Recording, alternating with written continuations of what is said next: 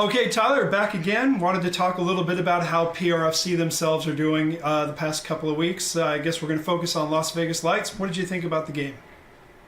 So, as I was telling you before, I actually was not on the call for the game and didn't see the game live. I had to just go back and watch it. Oh, let's do a side note. Can you tell people that you're on Cox? Because that was news to me. I did not know. Yes. So, a little self-plug here, a little self-promotion, but also promotion for Phoenix in general.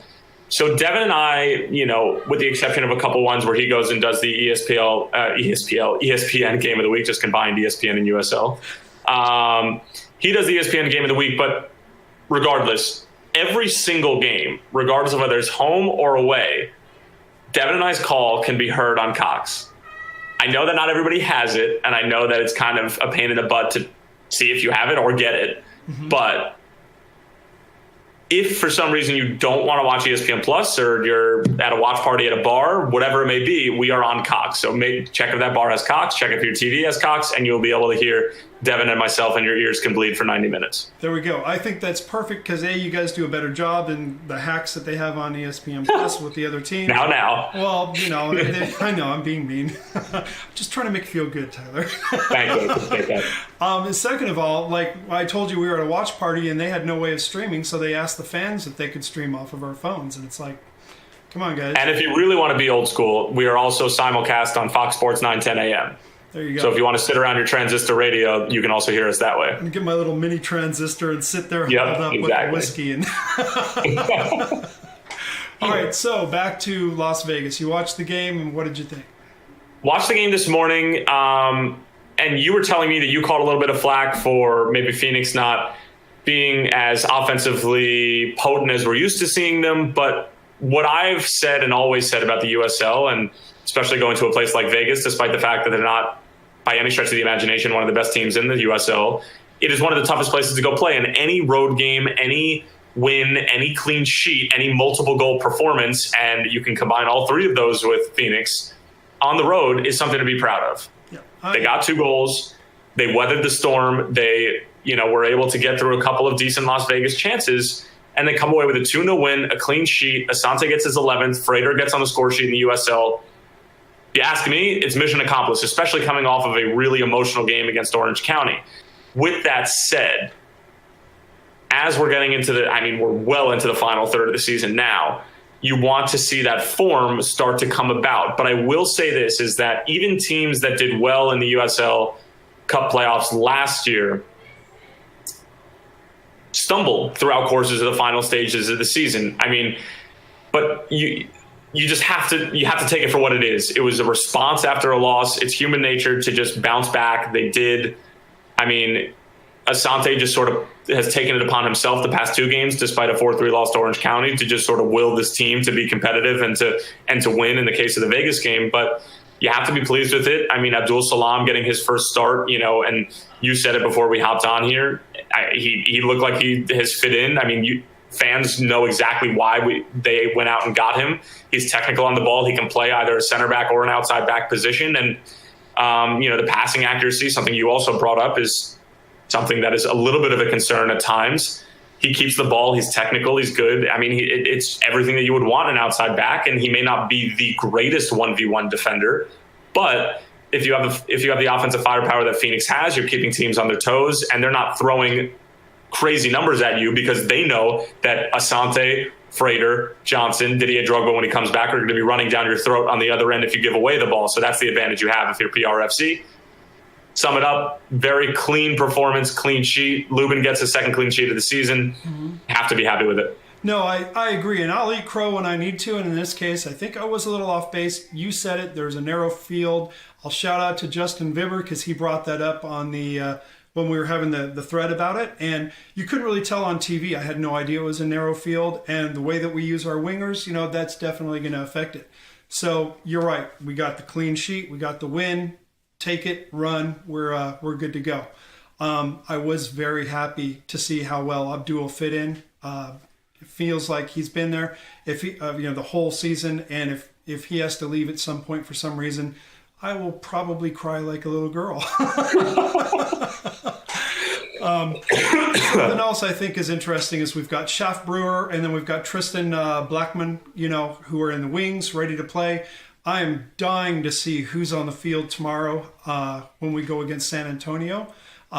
We're just starting to mix things up. I think they bring a little magic mix to change things up enough that people can't predict the way Phoenix is going to play. And I think teams have kind of learned how we play. And so they've played us the way they expect us to play. That's no longer going to be the case.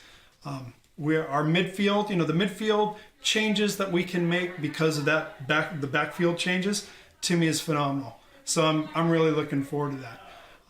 Any predictions, or what do you think is going to happen with San Antonio tomorrow? Predictions? Oh, man. Just the way the play, not a score, because that gets kind of corny. What do I look like, Vegas over here? Just, what am I, like a walking sports book? I was hoping I'd be ready to go. So, what is the play going to be like? I mean, San Antonio is always tough defensively, but on the road, they're a little bit of a different team. I saw them once this year, and that was against Vegas at Cashman. Mm-hmm. So that's kind of, any game at Cashman is just sort of an anomaly for any team. It's a circus. I think that you'll see some rotation. I'm sorry. Let me put in this context for you. Drogba could come back, right? Does that mean that he's going to get the armband?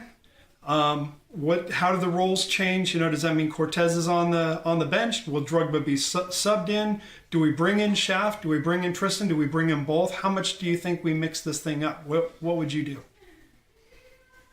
Well, at this point, when I'm thinking about Phoenix, I'm inside the mind of Rick Schantz. I have the pleasure of talking to him week in and week out. So it's like I have a very good idea of what his thought process is. And if everything's going well, he sticks with the same lineup. As far as he is not concerned about the fitness at all of this team. It was right after the Orange County game when they had a big stretch, when they had that 15-day stretch and then ended up losing to Fresno. He gave the guys a bunch of days off. They came back and they ran a fitness test, and everybody exceeded their numbers from preseason, which you would expect, but it's also really good to see if you're a coach and see that everybody was staying fit. So he's not worried about fitness. Obviously, injuries are something to keep in mind, but I think that it'll be very similar to what you saw against Vegas as far as the starting lineup is concerned. I don't think Didier will start. He probably will come on. I would imagine that this game will be tied at around the 60 to 75th minute mark, and that bringing on Didier will be a move that he'll make if he's available in the 18. I think that you'll see Abdul Salam at the outside back position again. But what we've seen from Rick, and even at the Orange County game, he started a number of different players, a lot of players who hadn't gotten a start in a really long time. In Devin Vega's first start against T2, they won, and he rewards them with a start the next day. It's a very simple but effective, way of thinking and going about your starting 11. If it ain't broke, don't fix it. Yep. So I think that that's what we'll see, and it'll be more fluid from Abdul Salam if it can get more fluid than it was from him against Vegas, and he'll make changes as they come. As far as the captain's armband question is concerned, I do think that whether it's the first start that he makes or the second start that he makes, he will get the captain's armband. And I know that you caught some flack for this, and I just want to let everybody know that Rick Schantz, this is a quote. He said he is the greatest speaker he has ever seen in his life. And I said to you, Didier Drogba was put on this world to do three things. First of all, be a good person. I don't think that anybody can deny that he is one of the best human beings to walk the face of the earth.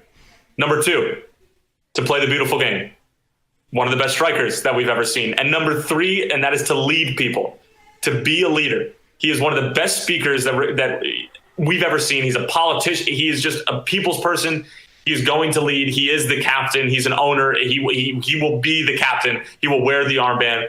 As much as everybody loves Solo and how much of a leader he is, when Didier Drogba steps onto the field, you listen to Didier Drogba. Yep. It's as simple as that. And if he is wearing the captain's armband, good things will happen. So that's my prediction for when the time comes. You just struck a chord, because I think Solomon, wonderful person all the way around, but he's a smart guy, and what he does is he just absorbs from what Didier demonstrates on the field. He learns by Didier's example. I think we're seeing that clearly on the field when Didier is not there, and Solomon will get his chance again. His day will come again. So it'll be interesting. You should tell Rick that he needs to stop not talking to me because I really would like to talk to him on the show. Then again, who am I? But it will be interesting to see. So many moving parts right now. It makes things so exciting, and especially given we have 3 games in 8 days. It just proves that we can have a little unpredictability at this point in the season, where things usually get a little more predictable, and it just makes it fun for me. It's a blast. Oh yeah.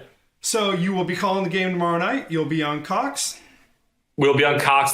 Technically, the main feed will be ESPN3, ESPN Plus. Mike Watson, Devin Kerr will be on the call for that. And then Colorado Springs, Devin and I will be back on ESPN Plus. We'll be back on Cox. And then any away game, we will be on Cox. We'll be on Fox Sports 910.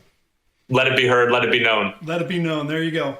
So we've got a big night on Saturday. It's Colorado, which is not really that big of a team right now. They're kind of struggling, but we're getting those Diplo bobbleheads. I already promised you. We'll get you hooked up. We'll get that taken care of. So you're doing your own bobblehead. I'm doing you. Let's make a Tyler Terens bobblehead. It would be more of this, because I'm just a natural pessimist. But whatever. All right, Tyler. As always, thank you for your time and for your insight. This has been fantastic, and look forward to hearing what you have to say during the game tomorrow night. All right, awesome, Kevin. Pleasure as always. All right, take care.